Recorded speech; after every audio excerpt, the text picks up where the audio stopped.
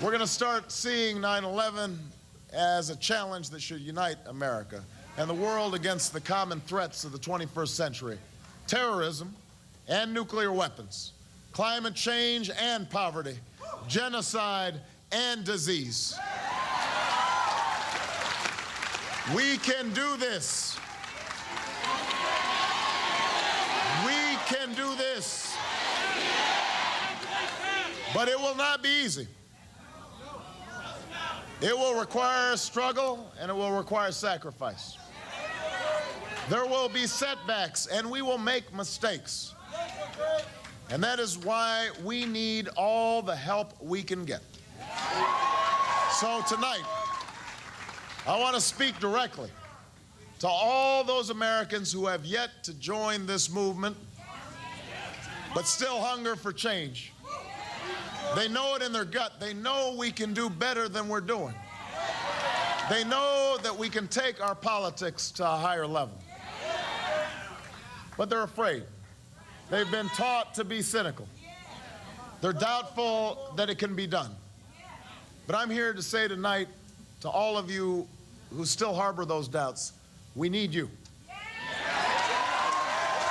We need you to stand with us. We need you to work with us. We need you to help us prove that together, ordinary people can still do ordinary, extraordinary things in the United States of America.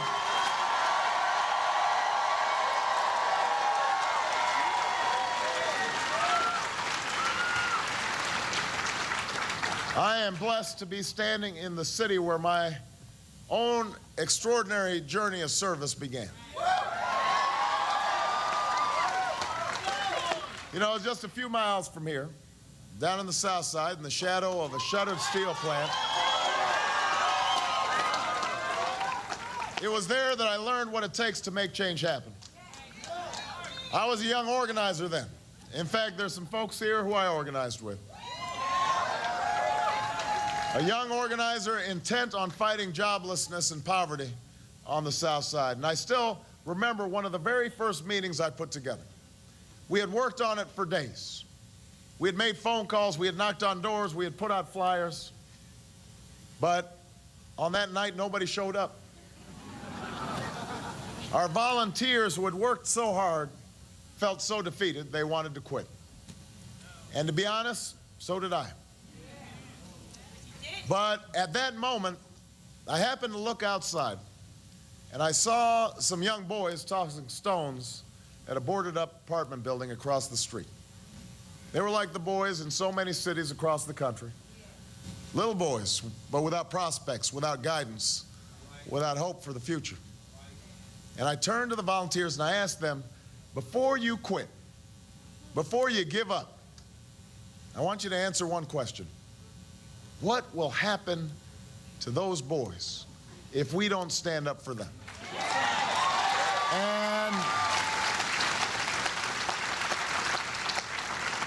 And those volunteers, they looked out that window and they saw those boys.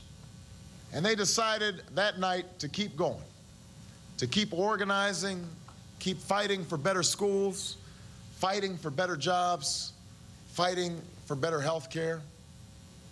And I did too. And slowly but surely, in the weeks and months to come, the community began to change. You see, the challenges we face will not be solved with one meeting in one night. It will not be resolved on even a super-duper Tuesday. Change will not come if we wait for some other person or if we wait for some other time. We are the ones we've been waiting for.